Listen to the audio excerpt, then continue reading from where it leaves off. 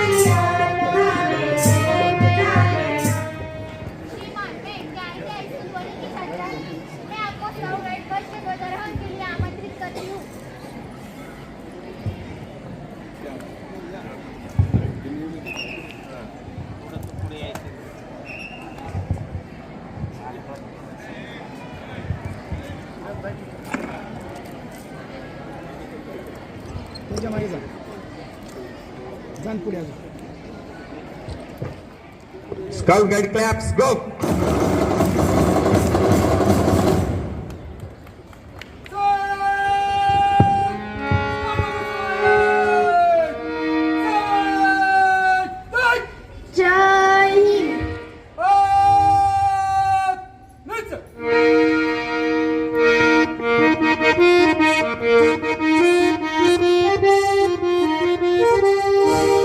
Bharat sound guide झंडा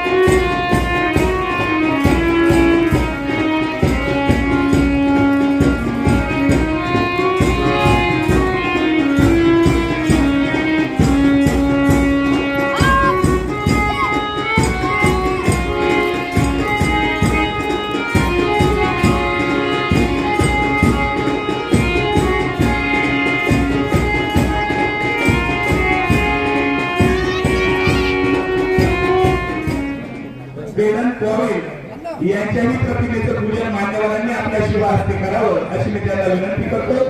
कोणत्याही शुभ कार्याची सुरुवात ही ईश्वराच्या स्मरणाने होती. ईश्वराची भक्ती आपल्याला सकारात्मक ऊर्जा आणि शांती देते. आपल्या मनातील भाव आणि श्रद्धेची सुरुवात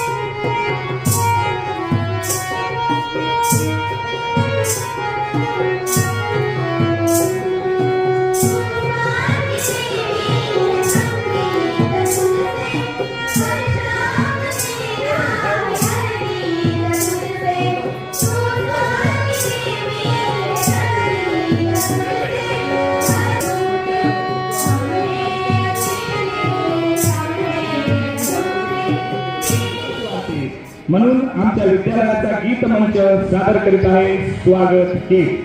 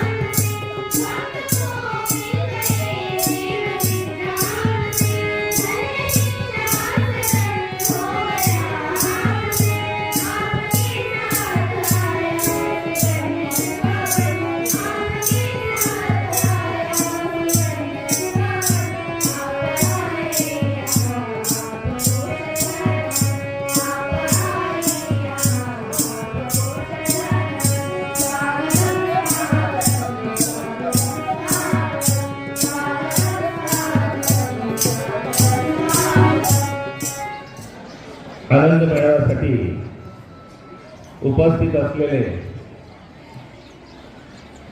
तालुका संचालक आदरणीय प्रवीणनाना जाधव, कर्मयोगी एकनाथ भाऊंची प्रतिसावली म्हटलं तर हरकत नाही. आणि विशेष म्हणजे त्यांच्याच पावलावर पाऊल टाकून काम करण्याचं ज्यांचा मानस असतो असे धाडवीचे या तालुक्याचे संचालक, त्याचबरोबर स्कूल कमिटीचे अध्यक्ष, आमच्या सर्वांच्या पाठीशी खंबीरपणे उभे राहणारे नाना असू द्या, आम्ही सगळे शिक्षक असू द्या किंवा इथं बसलेले सगळे सदस्य, यांच्यासाठी मार्गदर्शन असणारे असे संपतरावजी घडवते यांना, त्याचबरोबर या संस्थेचे माजी शिक्षणाधिकारी ज्यांचा आदर्श आम्ही घेत असतो ते प्राध्यापक आर पाटील सर, त्याचबरोबर संस्थेचे सभासद किसनराव मोरे, स्कूल कमिटी सदस्य किसनराव थोरात, प्रवीण बोरा, राजीभाऊ थोरात, राजेंद्र देशमुख, राजेंद्र महाले, पारसेठ सिसोदिया, उमेश आहे, राधिका भोये, राजेंद्र थोरात, रवींद्र थोरात, बाळासाहेब पवार, वनिता गांगुर्डे, भरत पवार, ज्ञानेश्वर बाळासाहेब गांगुर्डे, त्याबरोबर गीताबाई पंढोरी, पेंडारी, सुनीता गांगुर्डे या सर्वांचं मी विद्यालयाच्या वतीने स्वागत करतो.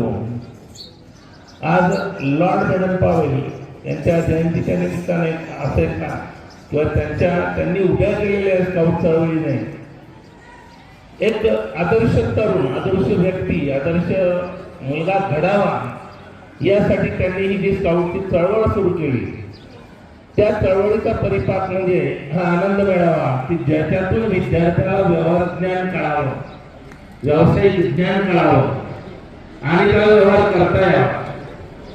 फक्त नोकरी हा भाग नसून कुठल्या तरी व्यवसायात आपण यशस्वी होऊ शकतो आणि सर्वात महत्त्वाचं एक प्रामाणिक नागरिक कसा घडेल हे स्काउटच्या माध्यमातून घडवलं जातं. आदरणीय नाना, मला सांगायला आनंद होतो. आता थोडंसं आम्ही आमच्याकडून मानणार आहोत, सगळेच आहेत म्हणून. माझ्या विद्यालयामध्ये पिडेची कंपनीकडनं 3 लाखाचं प्रयोग साहित्य आपल्याला मिळालेलं आहे. सर्वात महत्त्वाचं म्हणजे नाना, माझी तुम्हाला विनंती राहील, हा कार्यक्रम झाल्यानंतर तुम्ही माझ्या विद्यालयाची प्रयोगशाळा आणि ग्रंथालयाला भेट द्या.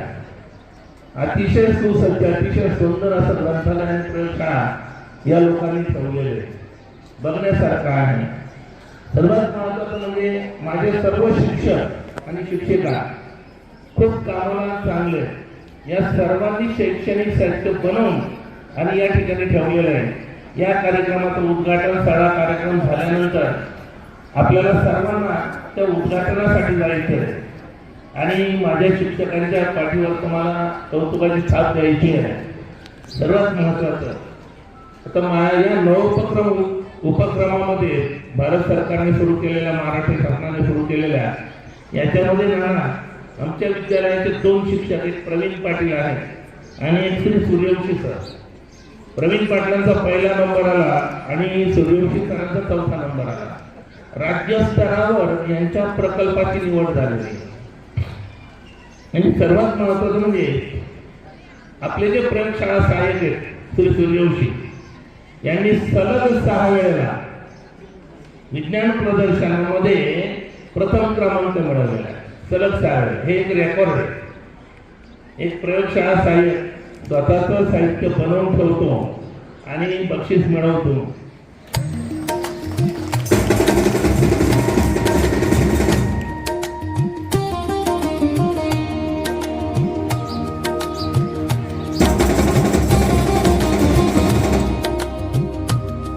यानंतर मराठा विद्यापीठाचा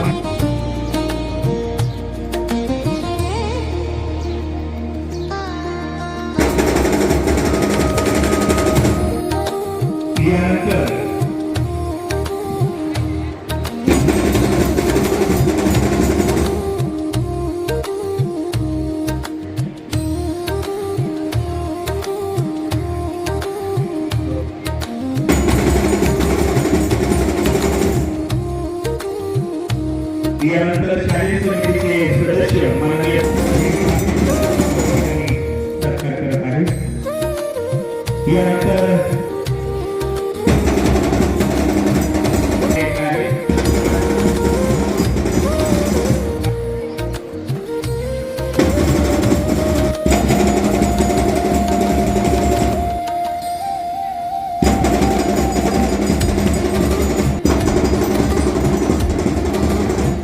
शालेय समितीचे सदस्य माननीय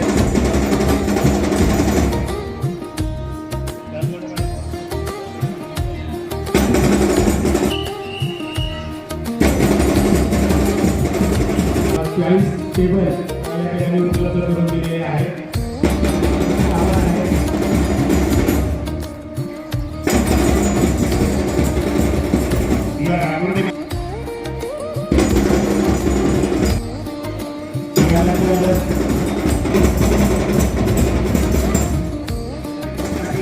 फुटाचे जोड दिले त्यांच्या मुलीला. त्या आपल्या मैत्रिणींचं दुःख पाहावलं नाही आणि मला बूट घेण्यापेक्षा माझ्या मैत्रिणींना बूट द्या असा आग्रह त्या मुलीने धरला. नाना आणि ज्ञानेश्वर बाळासाहेब गांगुर्डे यांनी 30 फुटाचे जोड या विद्यालयातील गरजू गरीब विद्यार्थ्यांना दिले.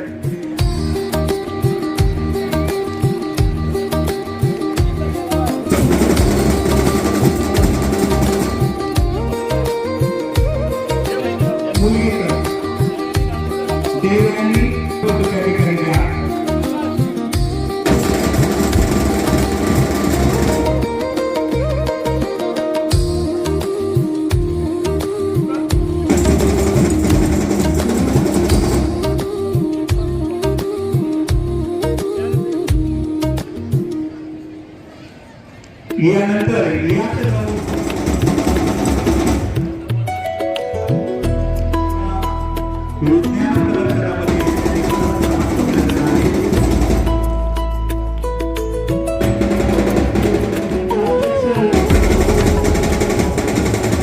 सर्वांना या ठिकाणी महाले साहेबांचा सत्कार मी विनंती करतो. महाले साहेबांनी तो स्वीकारला त्याबद्दल महाले साहेबांच्या या ठिकाणी शालेय परिवाराच्या वतीने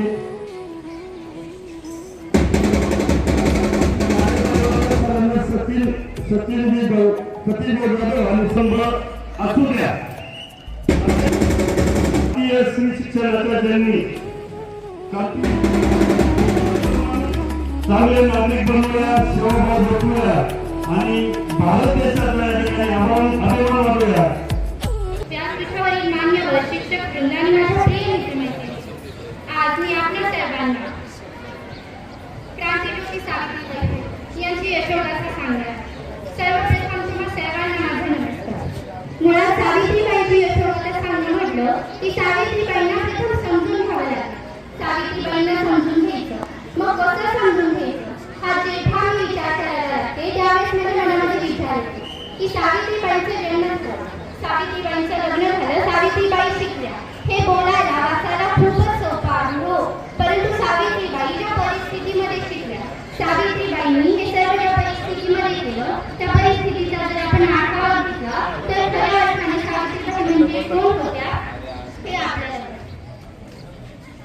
शिक्षणाचे दार या भारतीय स्त्रीला जी चूल आणि मूल या गरक्यात होती तिला या ठिकाणी बाहेर काढून पुरुषाच्या खंडाला खंडा लावून या ठिकाणी संधी उपलब्ध करून दिली. अशा सावित्रीबाई फुले यांच्या जयंती निमित्ताने या ठिकाणी विनम्र अभिवादन करतो आणि त्या जयंतीच्या निमित्ताने आज असलेल्या